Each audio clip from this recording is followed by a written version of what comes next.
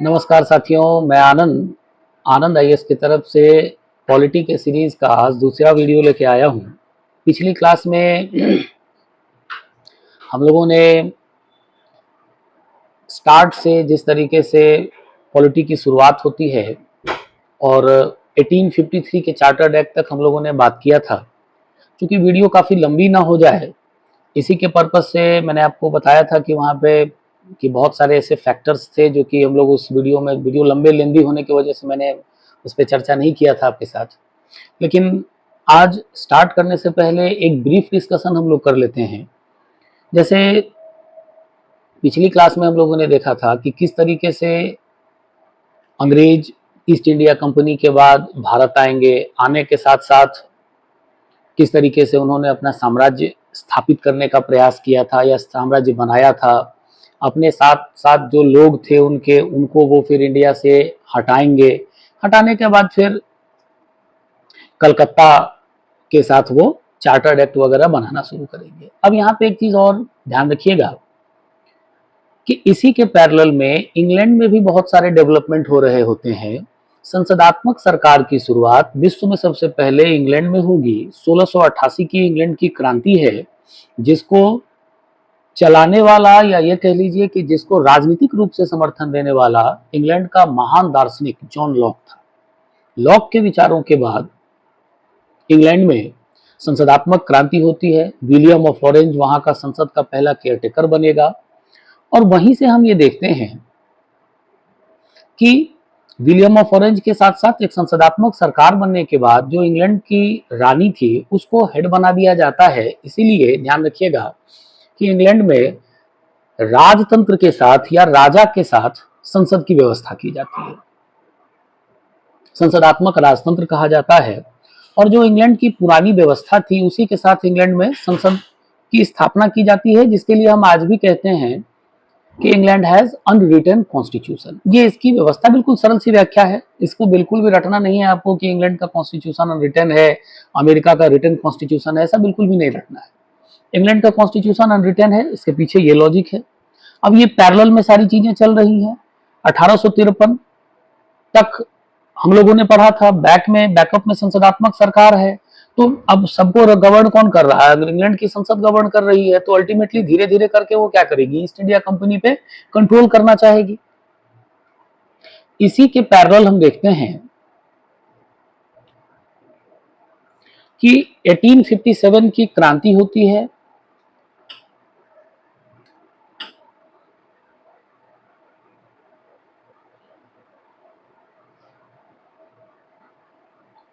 अठारह की क्रांति होगी। क्रांति को हिस्ट्री में आप लोगों ने पढ़ा है तो इसमें बहुत ज्यादा डिटेल्स पूछने की जरूरत नहीं है। 1857 की क्रांति के पश्चात क्या होगा? तो expose the absolute inadequacy of instability of East India Company to rule in managing the vast territories and evolution of East India Company। ध्यान रखिएगा, दोनों ही एस्पेक्ट थे, हिस्टोरिकल एस्पेक्ट भी हैं उसके, पॉलिटिकल एस्पेक्ट भी हैं। तो यहाँ हम हिस्टोरिकल एस्पेक्ट की चर्चा नहीं करेंगे, पॉलिटिकल एस्पेक्ट की चर्चा करेंगे। पॉलिटिकल एस्पेक्ट में क्या होता है? 1857 के रिवोल्ट के बाद इंग्लैंड की संसद या संसदात्मक सरकार के द्वारा यहाँ पे ये समझ में आ जाता है कि ईस्ट इंडिया कंपनी भारत जैसे क्षेत्र में रूल करने में असफल हो रही है। इसीलिए क्या किया जाता है? ईस्ट इंडिया कंपनी को समाप्त कर दिया जाता है। ईस्ट इंडिया कंपनी को समाप्त करके क्या होगा? तो यहां ध्यान रखिएगा कि एक अलग व्यवस्था की जाती है भारत में। अब जो व्यवस्था भारत में की जाएगी वो यहां ध्यान रखिएगा कि भारत के मामलों के लिए हेड कौन हो जाएगा? इंग्लिश या ब्रिटिश पार्लियामेंट।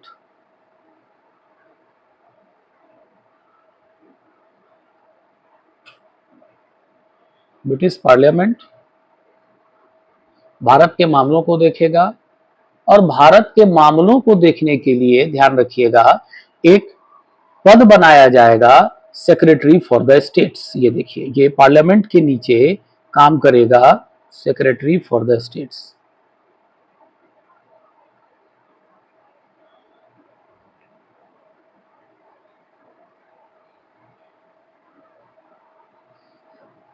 ये ध्यान रखिएगा कि हेड किसका होगा? इंडियन काउंसिल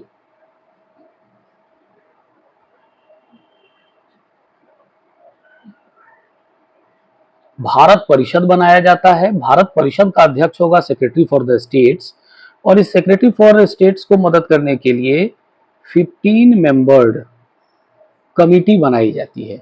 इस कमिटी के आधे लोग ऐसे होंगे जिनको भारत में या भारत के साथ या भारत में रहने का कम से कम 10 वर्षों का एक्सपीरियंस होगा।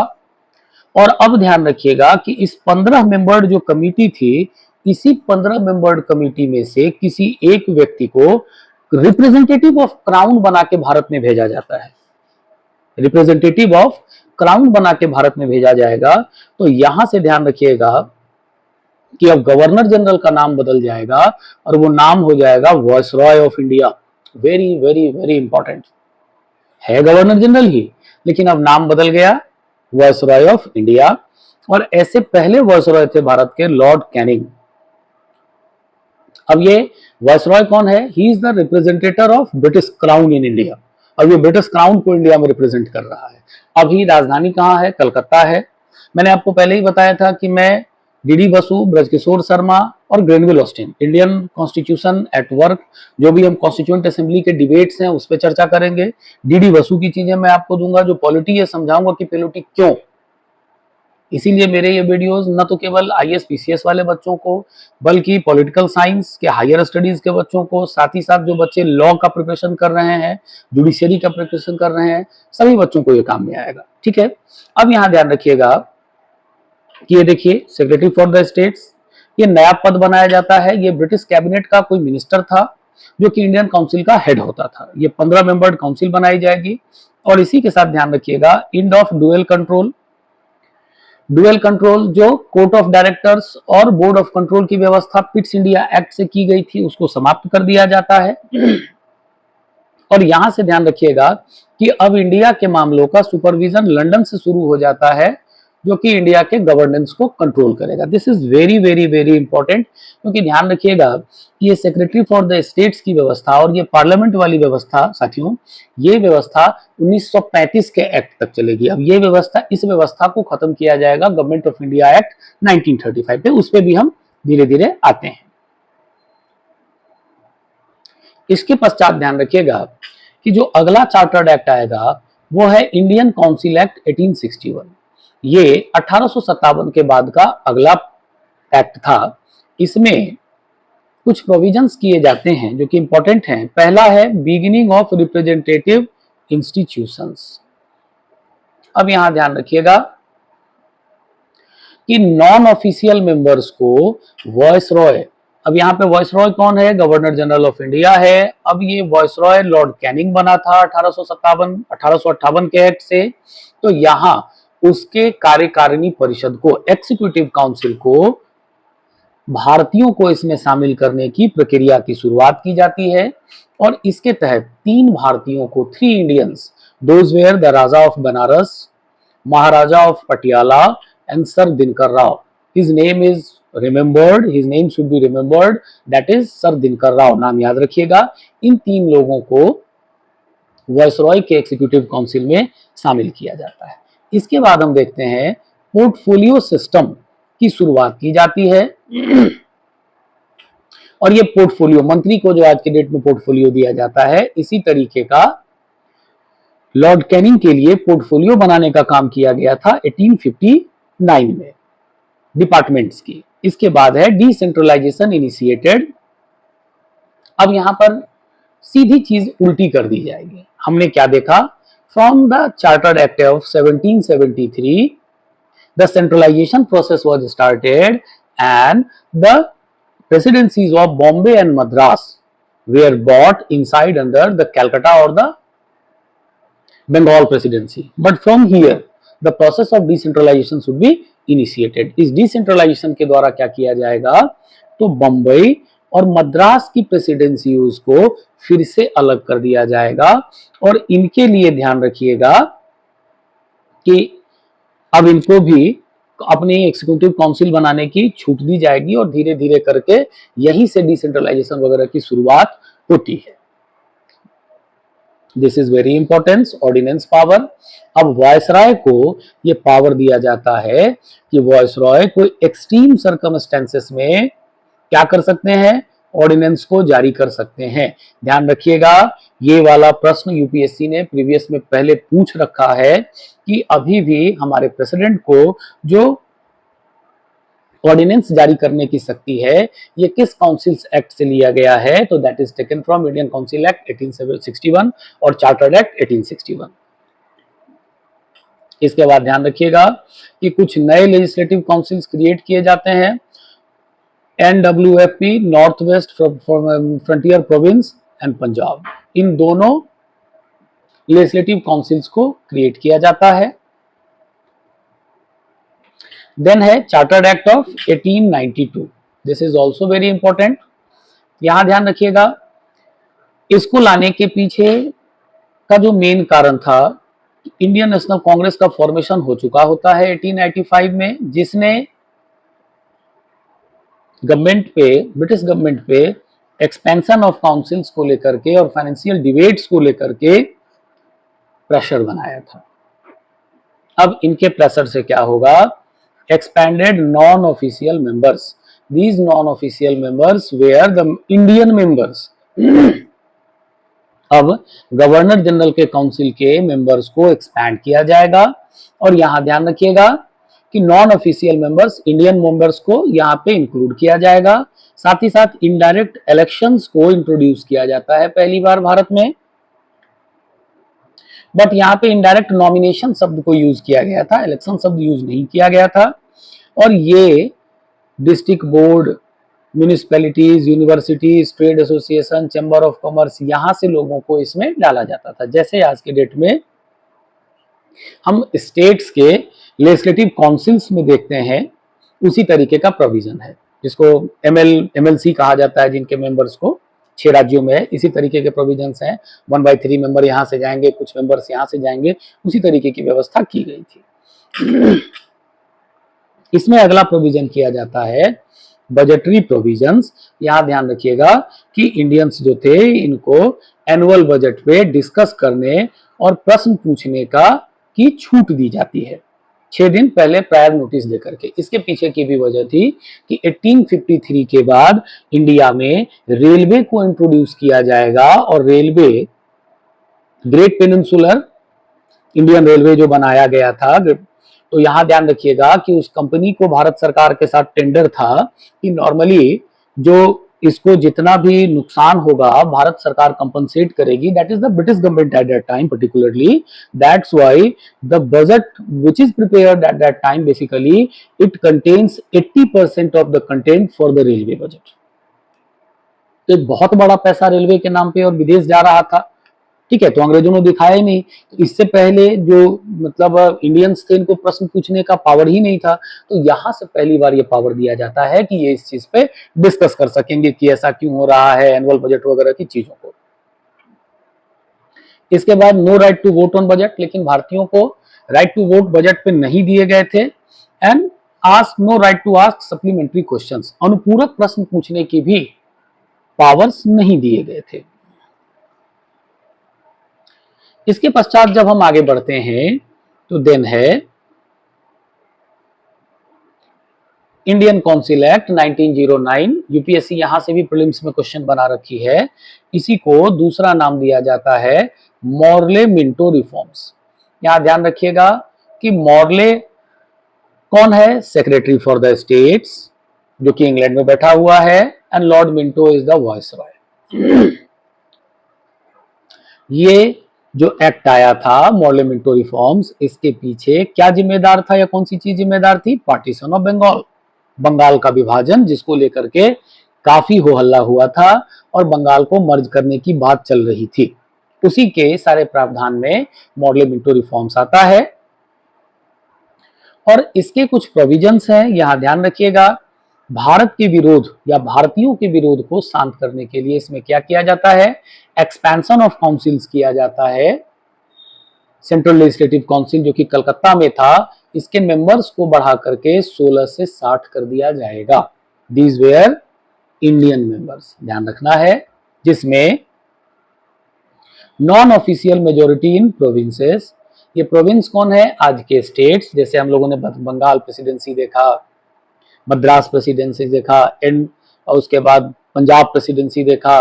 तो इन क्षेत्रों में कहा गया कि नॉन ऑफिशियल मेजोरिटी मतलब भारतीयों की मेजोरिटी इसमें होगी, साथ ही साथ official majority at the centre.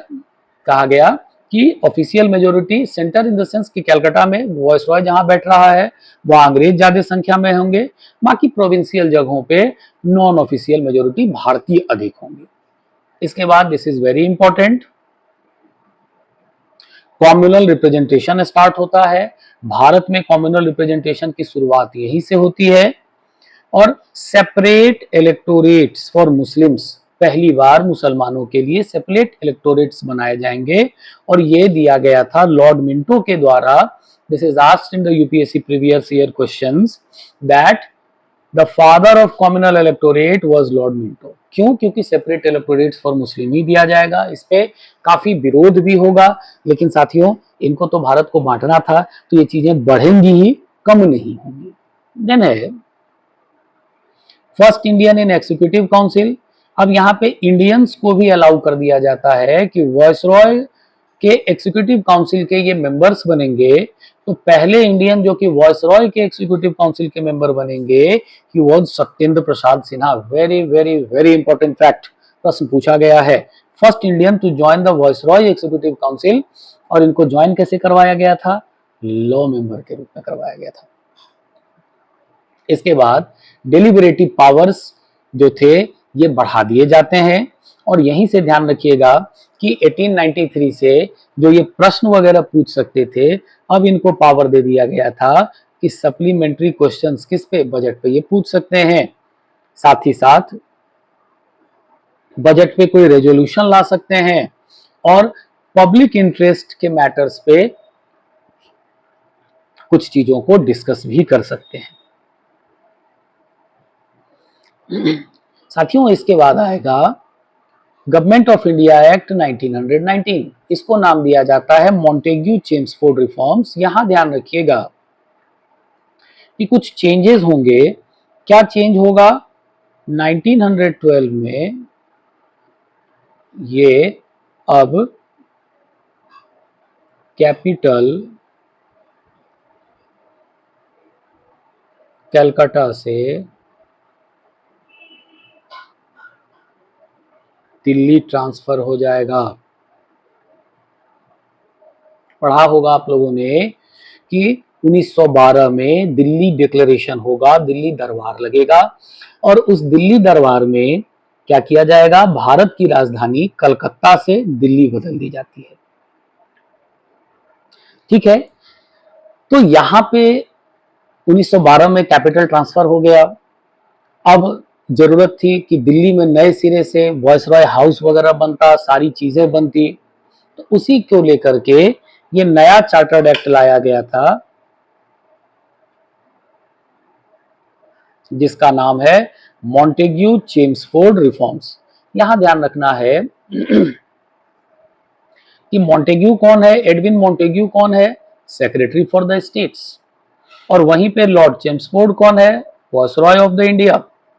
और यहां ध्यान रखिएगा कि इसके लिए जो लाया मतलब इसको जो बनाया गया था, ये किससे बनाया जाता है? अगस्त डिक्लेरेशन 1917, जिसके द्वारा रिस्पॉन्सिबल गवर्नमेंट ब्रिटिश पॉलिसी का ब्रिटिश पार्ट था कि इंडिया में एक रिस्पॉन्सिबल गवर्नमेंट को फॉर्म किया जाए। यहां ध्यान रखिएगा इससे एक दो चीजें और होंगी।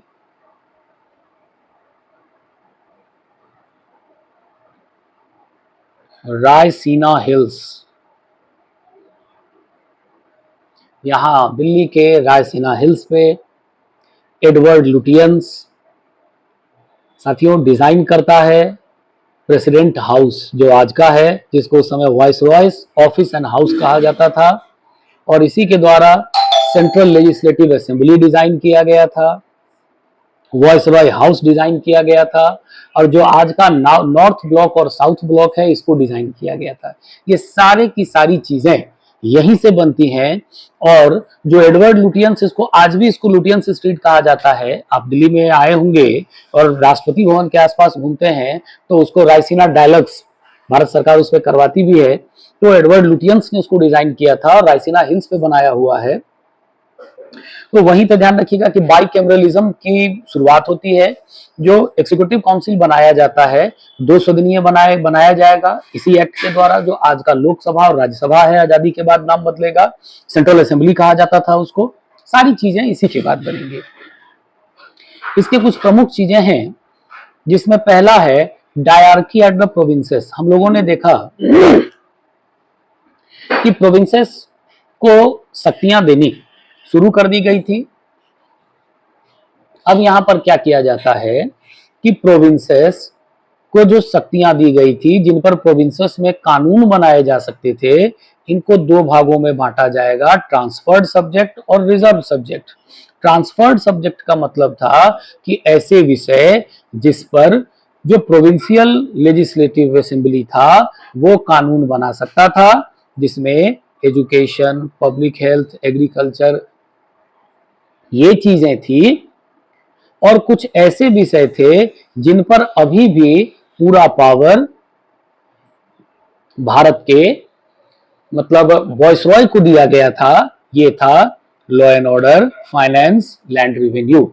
इसीलिए कहा जाता है कि राज्यों में या प्रोविंसेस में इस एक्ट के द्वारा साथियों क्या लगा, डायरकी, द्वैध शासन।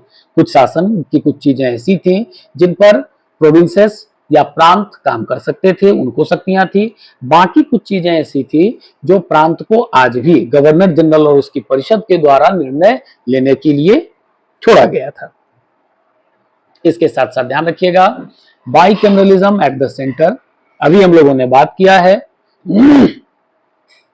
जो यहाँ पे रायसीना पे जो सारी चीजें बनाई गई थी, इसमें पहला था काउंसिल ऑफ स्टेट्स, जो कि अपर हाउस था। आजादी के बाद आज के डेट में हम उसे राज्यसभा कहते हैं।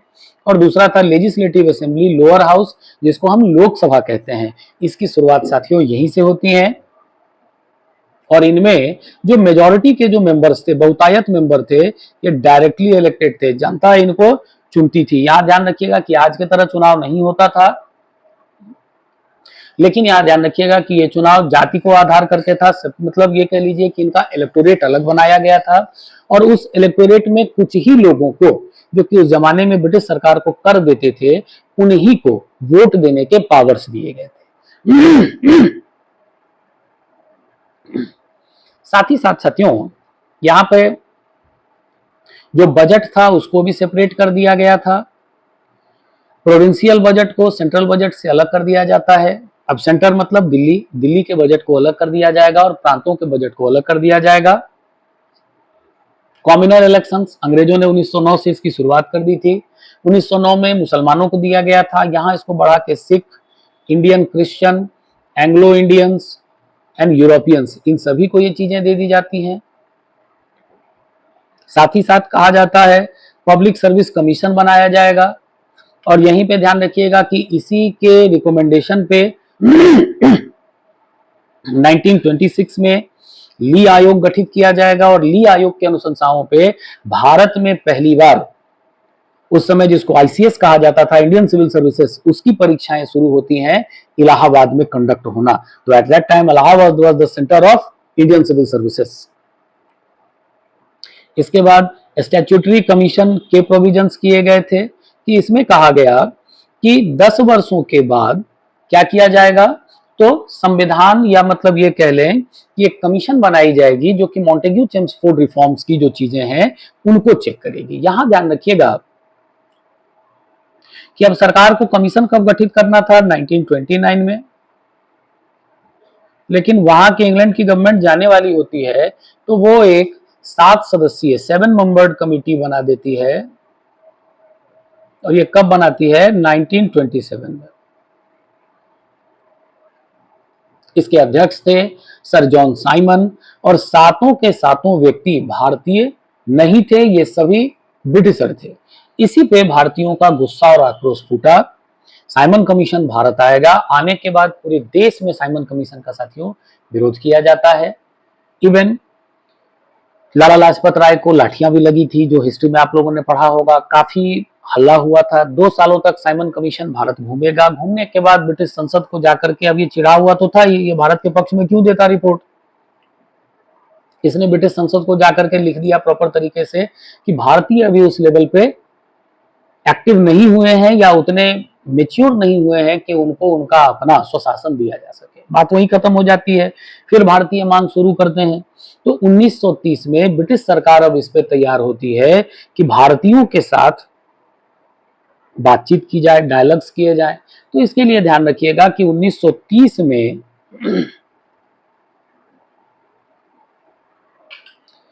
3 राउंड टेबल कॉन्फ्रेंसेस किए जाते हैं। 3 राउंड टेबल कॉन्फ्रेंसेस होंगे 1930 से 1932 तक। बीच में मोतीलाल नेहरू का नेहरू रिपोर्ट होगा। नेहरू रिपोर्ट, अब इसके खारिज होने की एक ही वजह थी कि डोमिनियन स्टेट की बात मोतीलाल नेहरू करते हैं, स्वयं इनके बेटे इनसे चिढ़ जाते हैं और अलग होकर के सुभाष बाबू के साथ मिलकर के फिर फॉरवर्ड ब्लॉक का गठन करेंगे। राउंड टेबल कॉन्फ्रेंसेस होंगे 3-3। तो भारत सरकार, या ये कह लें कि ब्रिटिश सरकार के पास भारतीयों को लेकर के काफी बड़ा एक विस्तृत अध्ययन था। साइमन कमीशन की रिपोर्ट थी, नेहरू रिपोर्ट थी, राउंड टेबल कॉन्फ्रेंसेस की चीजें थी, श्वेत पत्र था 1933 का। और यहां से ध्यान रखिएगा कि इन सारी चीजों को मद्देनजर रखते हुए ही भारत सरकार या ब्रिटिश सरकार क्या लेके आती है, गवर्नमेंट ऑफ इंडिया एक्ट 1935। इसमें ध्यान रखिएगा कि जो 1858 से व्यवस्था चली आ रही थी उसको समाप्त कर दिया जाएगा। और आज भी ध्यान रखिएगा साथियों कि भारतीय संविधान का स्वयं, यहां पे ध्यान रखिएगा कि ग्रेनविल ऑस्टिन लिखते हैं, जीडी बसु भी इस बात पे सहमत हैं कि the edifice of the Indian constitution is based on the government of India act 1935। कहने का मतलब है कि भारतीय संविधान का जो भवन है किस पे खड़ा है, भारत सरकार अधिनियम 1935। 55 से 60% आज भी जो हमारा संविधान है ये भारत सरकार अधिनियम 1935 पर ही बेस्ड है। ये ध्यान रखिएगा कि अब तक का सबसे लंबा एक्ट था जो कि ब्रिटिश पार्लियामेंट के द्वारा पास किया गया था, जिसमें 321 सेक्शंस थे और 10 शेड्यूल्स थे। इसमें क्या किया जाता है, फेडरेशन एंड डिवीजन के पावर्स बनाए जाते हैं, ऑल इंडिया फेडरेशन की बात की जाती है। पहला प्रपोजल था ऑल इंडिया फेडरेशन, जिसमें ब्रिटिश इंडिया होगा, प्रोविंसेस होंगे एंड द प्रिंसली स्टेट्स होंगे। ये सारे के सारे को मिलाकर के ऑल इंडिया फेडरेशन की बात थी। लेकिन इत्तेफाक की बात देखिए, ये ऑल इंडिया फेडरेशन कभी एग्जिस्टेंस में आ ही नहीं पाता है। क्यों? क्योंकि यहाँ पे जो प्रिंसली स्टेट्स हैं इन्होंने इसको ज्वाइन करने से मना कर दिया था। अब जो दूसरी बात है साथियों, इस व्यवस्था से, गवर्नमेंट ऑफ इंडिया एक्ट 1935 से, अब हम लोगों ने 1919 के एक्ट में क्या पढ़ा था, डायरकी एट द स्टेट्स, राज्यों में द्वैध शासन या प्रांतों में द्वैध शासन, वहां से साथियों इसको खत्म कर दिया जाता है और इसके जगह पे स्टार्ट किया जाता है dyarchy at the centre. Dyarchy at the centre.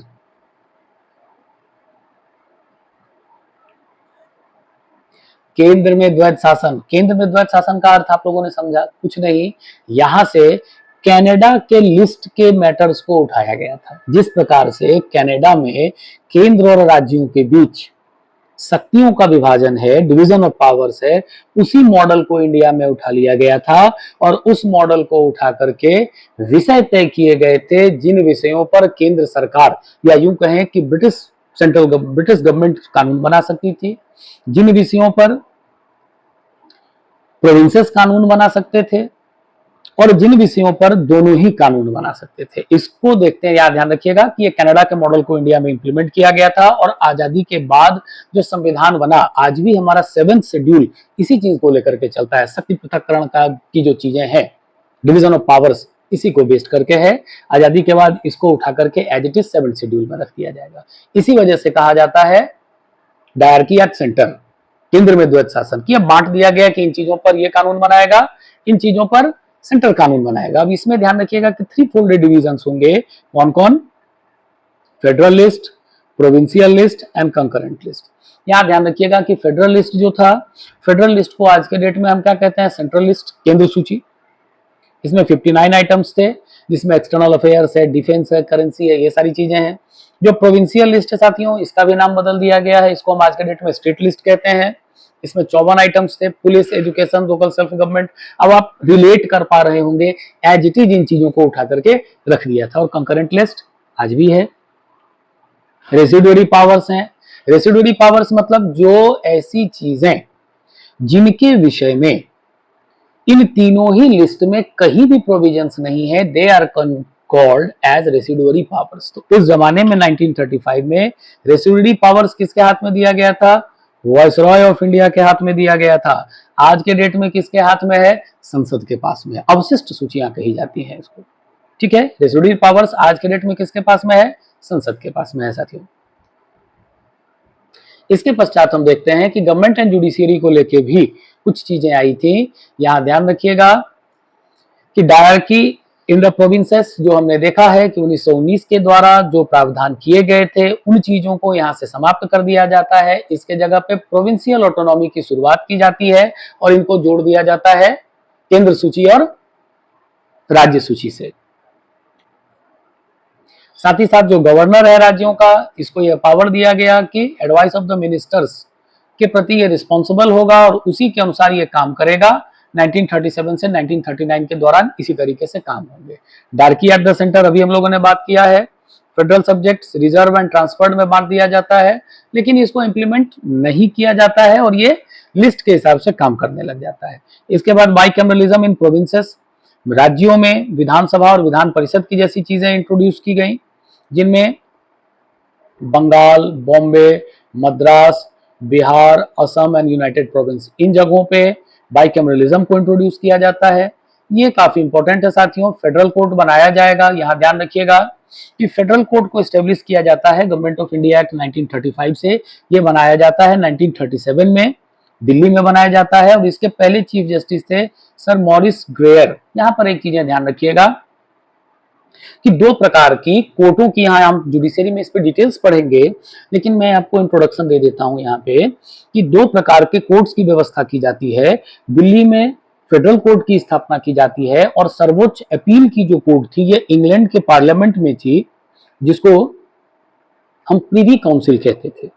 आजादी के बाद ध्यान रखिएगा कि इन दोनों कोर्ट को मिलाकर के भारत के सुप्रीम कोर्ट की स्थापना की जाती है। इसीलिए आचार्य दुर्गादास बसु कहते हैं कि the supreme court of India is the most powerful court in the world. क्यों? क्योंकि अमेरिका का जो कोर्ट है उसे भी हम फेडरल कोर्ट कहते हैं और वो सेंटर और स्टेट्स के बीच की शक्तियों के विषय में बात करता है या उसके डिस्प्यूट्स को चेक करेगा। लेकिन जब भी हम प्रिवी काउंसिल की शक्ति भारत के सुप्रीम कोर्ट को देते हैं, इसका मतलब है it is itself the highest court of appeal in the according to the law of land। ये भारत में सर्वोच्च कोर्ट ऑफ अपील है। इसीलिए इनका मानना है दुर्गादास बसु का कि भारत का सर्वोच्च न्यायालय दुनिया के सबसे अधिक शक्तिशाली सर्वोच्च न्यायालयों में से एक है।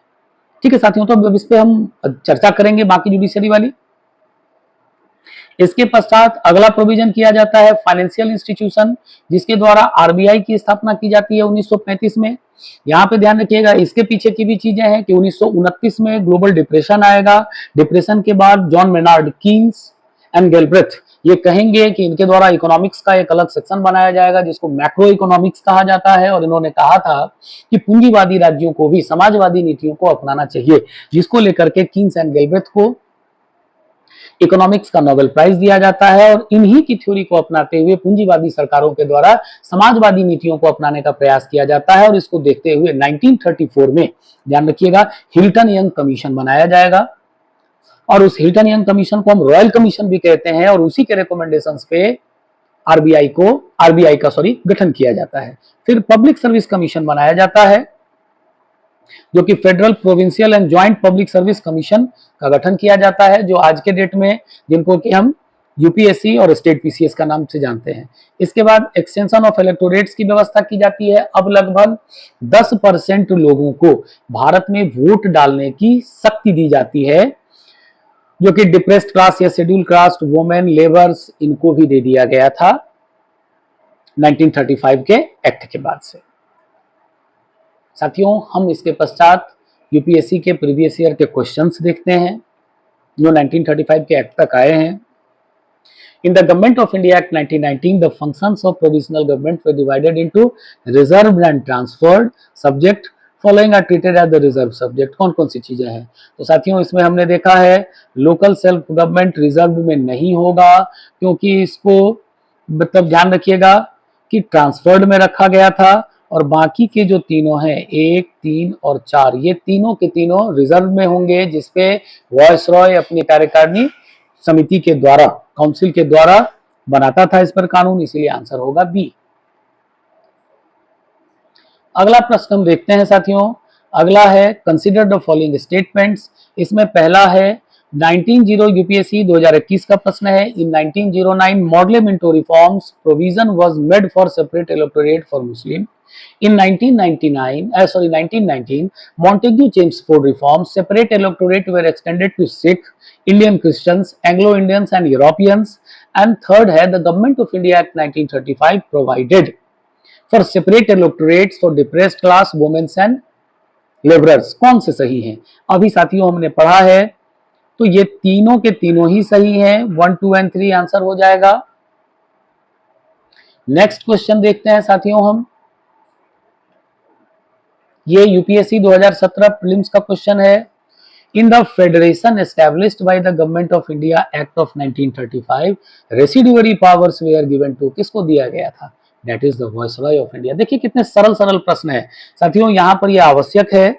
मेरा वीडियो बनाने का पॉलिटी के बहुत सारे सीरीजेज हैं, लेकिन मेरा वीडियो बनाने का पर्पज ही यही है कि यूपीएससी का जो आपने इस बार भी जो क्वेश्चंस देखा है वो देख करके आप तो ये तो जरूर समझ गए होंगे कि रट करके सिविल सेवा की परीक्षा निकलने वाली नहीं है, चाहिए कंसेप्ट। और लक्ष्मीकांत की किताब पढ़ के आप यदि ये चाहिएगा कि कंसेप्ट निकल जाए, पॉसिबल नहीं है। कंसेप्ट के लिए आपको डिटेल्ड एनालिसिस की जरूरत है। मैंने शुरू में ही कहा है कि क्यों, वाई, जैसे जैसे चीजें समझने लगेंगी अचानक से अपने आप ये पॉलिटी के सारे क्वेश्चंस आपके बनते जाएंगे, और एकदम इजी प्रश्न है। ज्यादा से ज्यादा वीडियो को लाइक और शेयर करिए। यदि कोई कमेंट हो तो हमें बताइए। पर्सनली आप मुझसे प्रश्न भी पूछ सकते हैं, मोबाइल नंबर मेरा है, आप आसानी से डाल के पूछ सकते हैं। आज की वीडियो को मैं यहीं एंड करता हूं। जय हिंद, जय भारत, धन्यवाद।